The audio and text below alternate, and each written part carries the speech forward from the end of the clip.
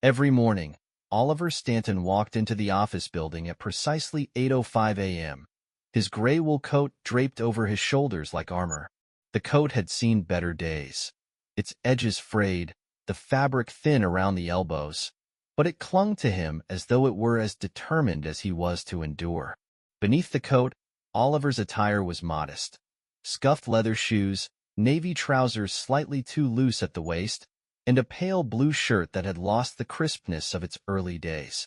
To the employees who shared the elevator with him every morning, he was a fixture of the building's routine. Oliver carried a black briefcase, the kind you'd expect to hold important documents or contracts, though no one had ever seen him open it. The briefcase itself had scratches along its surface, as though it had survived years of rough handling. The handle was worn, its leather padding long gone, exposing the bare metal beneath.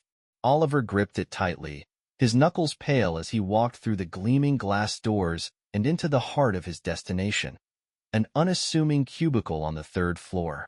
The office was bustling, its open-plan layout filled with rows of desks, screens, and the constant hum of fluorescent lights. Oliver's desk sat at the far corner, near a window that overlooked the parking lot and a coffee shop across the street. He arrived, placed the briefcase under the desk, and began his day in silence. He logged into his computer, adjusted the angle of his monitor, and settled into his chair with a mechanical efficiency. No one paid much attention to Oliver. He was quiet, solitary, and efficient, the kind of employee who neither impressed nor annoyed. He filed reports, crunched numbers, and handled emails with speed and precision. Yet there was an invisible boundary around him that no one crossed. Some colleagues found his silence unnerving, others barely noticed him at all. The office buzzed with its usual undercurrents of ambition, gossip, and camaraderie. Amanda from marketing always carried pastries to share. Raj from IT had a knack for sneaking a second monitor onto his desk, no matter how many times management issued warnings about equipment limits. Kelly, who sat 2 rows away from Oliver, was known for her sharp laughter and equally sharp tongue when complaining about her workload. To them, Oliver was a phantom, a man who came and went without leaving a ripple in the pool of office dynamics. His lunches were particularly peculiar. While others gathered in the break room, swapping stories about their weekends or speculating on promotions, Oliver would leave the building. Always the same routine. At precisely 12:15 p.m., he'd pick up his coat and briefcase, walk down the stairs, and disappear into the streets of the city. He always returned at exactly 1 p.m., his expression unchanged, his briefcase still clutched in his hand. It was these lunches that began to stir curiosity among the more observant employees. Where does he go? Kelly mused one day, watching him exit the building. No one ever sees him eat. A few others began to take notice. Theories started circulating. Perhaps he had a side job, or maybe he visited an ailing relative. Someone even joked that he might be a spy, but no one dared to ask. Oliver's presence had an unspoken finality about it, as if to approach him with questions would violate an unwritten rule. Despite his isolation, Oliver's work was flawless. He never missed a deadline, never requested time off, and never made errors that required correction. This consistency made him indispensable to the company, though no one could recall a single instance where he'd been praised for his efforts. His supervisors simply reviewed his work, nodded in satisfaction, and moved on. He existed as part of the machinery, necessary, functional, and entirely unnoticed. The company itself was a mid-sized firm specializing in data analytics, housed in a sleek modern building with glass walls that let in too much light during the summer. Employees often joked that the company prided itself more on its ergonomic office chairs than its corporate culture. It was a place where ambition thrived, but only if paired with visibility. The loudest, boldest employees, the ones who spoke up in meetings or attended after-hours networking events, rose quickly. Those who stayed in the shadows, like Oliver, were left to occupy the same chair and desk year after year. On Friday afternoons, when most employees would leave early, citing dentist appointments or family obligations, Oliver remained at his desk. The cleaning staff often found him still typing away at 6 p.m., his gray coat slung over the back of his chair. He seemed to have no life outside the office, no connections, no purpose beyond his daily tasks. To his colleagues, he was a relic, someone out of step with the modern world. But beneath the surface, Oliver was anything but ordinary. Late one evening, as the office lay dark and quiet, Oliver sat in the glow of his computer screen. The floor was deserted, save for the occasional flicker of motion sensor lights in the hallways. On his monitor, a spreadsheet flickered with a cascade of numbers, but it wasn't work-related. These figures told a different story, one of assets, accounts, and transactions spanning multiple countries. Oliver's fingers moved deftly across the keyboard, inputting codes and passwords with practiced ease. The briefcase beneath his desk sat open for the first time in years, revealing an assortment of documents and devices. He paused, his eyes narrowing as he studied the screen. A faint smile played on his lips, a crack in the stoic mask he wore so carefully during the day. Then, just as quickly, the expression vanished. He closed the briefcase, logged out of the computer, and rose from his chair. Sliding into his gray coat, he glanced at the empty office one last time before stepping into the elevator. Downstairs, the city was alive with its usual rhythm of cars, pedestrians, and distant sirens. Oliver walked past the coffee shop across the street, his briefcase in hand. The barista inside, who had seen him walk by countless times but had never seen him stop for a drink, glanced up briefly and then returned to his work. Oliver turned a corner and vanished into the night. The morning after the system failure at the office, the atmosphere felt tense.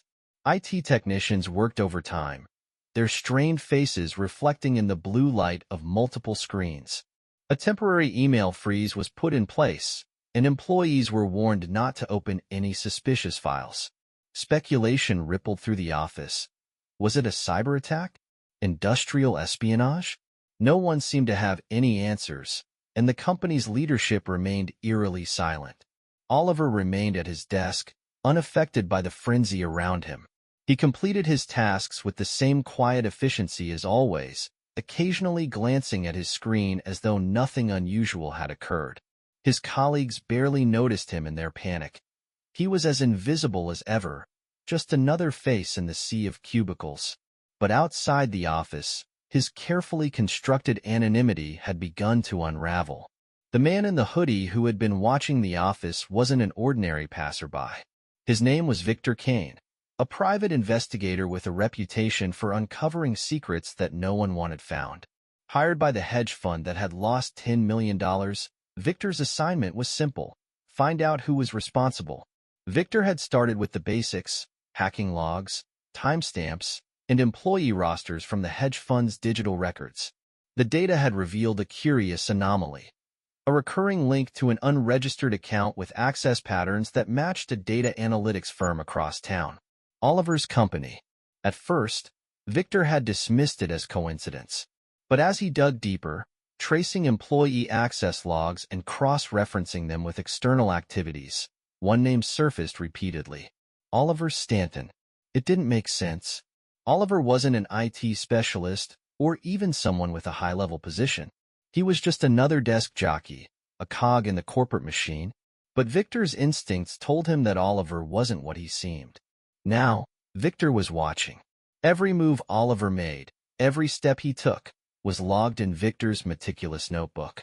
That weekend, Oliver broke his usual pattern.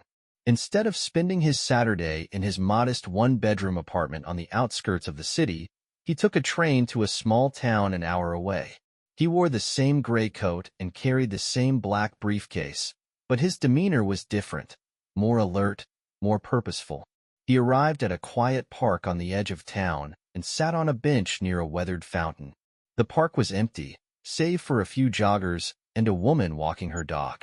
Oliver opened his briefcase and removed the leather-bound ledger, flipping through its pages. Each page was filled with numbers and notes written in a neat, precise hand. 20 minutes passed before a man in a black suit approached the bench and sat beside him.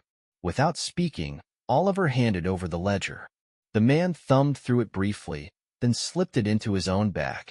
He stood, gave Oliver a brief nod, and walked away. Oliver sat for a moment longer, his eyes fixed on the rippling water of the fountain. Then he closed his briefcase and left the park. What he didn't notice was Victor, standing near the tree line, camera in hand. On Monday, Oliver returned to the office to find that the chaos from the system failure had not yet subsided. IT had implemented new security protocols, and every employee was required to reset their passwords and undergo additional authentication steps. Some of the louder employees grumbled about the inconvenience, but Oliver complied without complaint. What he didn't realize was that Victor had taken the investigation to the next level. Using the photos from the park and the company's employee directory, Victor had pieced together a compelling argument for suspicion. He shared his findings with the hedge fund's leadership, who in turn contacted law enforcement. Quietly, a joint task force was assembled to monitor Oliver's activities. By Wednesday, Oliver sensed something was wrong. It was subtle at first, a lingering glance from the building's security guard, an unfamiliar figure in the coffee shop across the street. But the feeling grew stronger as the day went on. When he left for lunch, he noticed a black car idling near the curb. It was gone by the time he returned, but the unease lingered. That evening, instead of going straight home, Oliver took a circuitous route through the city, weaving through crowded streets and doubling back on himself. His years of careful planning had taught him how to spot surveillance, and now he saw the signs everywhere. A man in a baseball cap who appeared in 3 different locations, a woman on her phone who turned abruptly when he looked her way. By the time Oliver reached his apartment, he knew his cover was blown. Inside, Oliver moved quickly. He retrieved a locked box from under his bed and opened it to reveal a second passport, cash in multiple currencies, and a burner phone. He powered on the phone and typed a short message, compromised.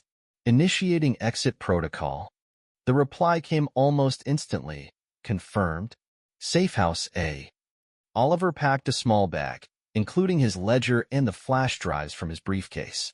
He left his apartment with practiced calm, taking the stairs instead of the elevator. Outside, he melted into the evening crowd, his gray coat blending into the sea of commuters. What he didn't see was Victor, parked a block away, watching through binoculars. Victor followed Oliver at a safe distance as he navigated the city. For hours, Oliver weaved through side streets and alleyways, testing for a tail. But Victor was patient.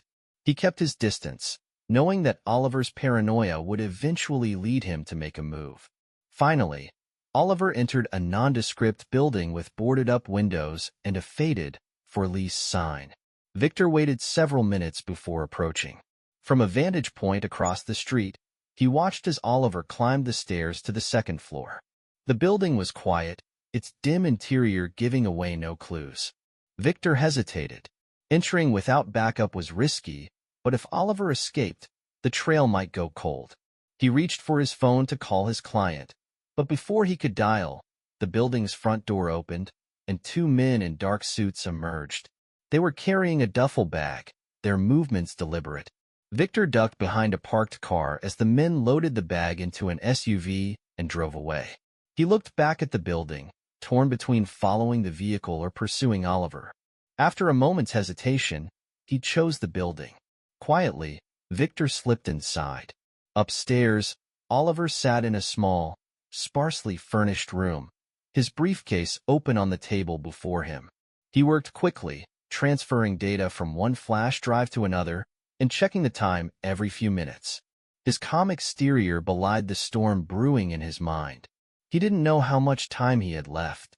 Victor moved silently through the building, his footsteps muffled by years of dust on the warped wooden floors. The faint hum of machinery guided him to the second floor, where a thin line of light seeped out from under a door at the far end of the hallway. He crept closer, careful to stay out of sight, and paused just outside the door. Through the crack, he saw Oliver sitting at a table, his briefcase open and a laptop humming softly in front of him. The sight of Oliver, calm and composed despite being under surveillance, struck Victor as almost unnerving. Most people panicked when they realized they were being hunted, but Oliver looked as though he had rehearsed this moment 1,000 times. Victor waited, knowing he couldn't make a move until he understood what Oliver was doing. Inside the room, Oliver worked quickly. He inserted one of the flash drives into his laptop and opened a secure program that launched without a single logo or identifier. He was transferring the last of the data, encrypted files detailing the financial trail he had painstakingly constructed. It wasn't just the hedge fund's stolen millions. It was years of evidence implicating high-profile players across multiple industries, CEOs, bankers, and government officials, all connected by illicit deals, hidden accounts, and off-the-books transactions. Oliver had no intention of keeping the money. It was never about that. The funds were already dispersed across dozens of charitable foundations, small businesses, and relief organizations under anonymous donations. The money was gone, irretrievable, but the information, that was the real weapon. When the transfer was complete, Oliver disconnected the flash drive and slid it into the pocket of his gray coat. He closed his laptop and stood, his expression blank but his movements precise. He reached into his briefcase and removed a small black device, an EMP generator he had built himself. Victor tensed as he watched Oliver press a button on the device. The lights in the room flickered and died, plunging the floor into darkness. A faint crackle of static echoed through the hallway as the laptop, phone, and every electronic device within a 50-foot radius were rendered useless. For a moment, silence reigned. Then Victor acted. He pushed the door open, his flashlight beam cutting through the darkness. "Don't move," he barked, though he wasn't sure if Oliver could even see him. He swept the light across the room, searching for any sign of movement. The room was empty. Victor's pulse quickened. He hadn't seen Oliver leave, and yet the man was gone. He moved further inside, sweeping the flashlight across the floor and walls. The dust on the floor was undisturbed, the window closed and locked. It was as if Oliver had disappeared into thin air. Oliver crouched in the ventilation shaft above the room, his breath slow and steady. He had anticipated a confrontation, though he hadn't expected it to come so soon. Victor's voice below was sharp, filled with frustration, but Oliver knew better than to underestimate him. The shaft led to the roof, where a rope ladder was already in place. Oliver moved carefully, every motion calculated to avoid making noise. Minutes later, he emerged into the cold night air, the city skyline stretching out before him. He descended the ladder and slipped into the alley behind the building, blending seamlessly into the shadows. Victor, realizing he had been outmaneuvered, left the building in a hurry. He scanned the street but found no sign of Oliver. Cursing under his breath, he pulled out his phone and called his client. "He's gone," Victor admitted, his voice tight with frustration. "But I'll find him. He won't get far." The voice on the other end was calm but firm. "You've already cost us valuable time. Handle this, Kane, or we'll find someone who can." Victor hung up, his jaw clenched. He wasn't used to failure, and the thought of being outplayed by someone like Oliver, quiet, unassuming, forgettable, only fueled his determination. Oliver didn't go home that night. He didn't have to. He had memorized the layout of the city, mapped out its hidden corners and forgotten spaces. He moved like a phantom, crossing through alleys, cutting across abandoned lots, and slipping into crowds when necessary. By dawn, he reached his final destination, a small, nondescript storage facility on the outskirts of town. Inside one of the units, he had stashed everything he needed for the next phase of his plan: a change of clothes, cash, and a ticket for a one-way flight under an alias. He stripped off his gray coat and folded it neatly, placing it inside the storage unit along with his briefcase. In its place, he donned a plain black jacket and a baseball cap, his appearance transforming from that of a middle-aged office worker to an unremarkable traveler. Before leaving, Oliver retrieved the flash drive from his coat pocket and slid it into a padded envelope. On it, he had written a single address: the headquarters of an investigative journalist known for exposing corruption at the highest levels. Oliver had followed her work for years, knowing she was one of the few people capable of handling the files he had compiled. He placed the envelope in a mailbox outside the storage facility and walked away without looking back. 2 days later, the story broke. The journalist published an exposé that sent shockwaves through the financial and political worlds. The stolen hedge fund money was only the tip of the iceberg. The files revealed a sprawling network of corruption and greed, implicating powerful figures across multiple industries. Arrests were made, resignations tendered, and investigations launched. But Oliver's name never appeared in any of the reports. Victor, meanwhile, found himself at a dead end. Oliver had vanished without a trace, leaving behind no digital or physical footprint. For all his skill, Victor couldn't track a ghost. Months later, in a quiet coastal town thousands of miles away, a man sat on a bench overlooking the ocean. He wore a plain jacket and held a paperback book in his hands. His face was relaxed, his demeanor that of someone who had finally escaped the weight of the world. He was no longer Oliver Stanton, and no one would ever know the part he had played in bringing an empire of corruption to its knees.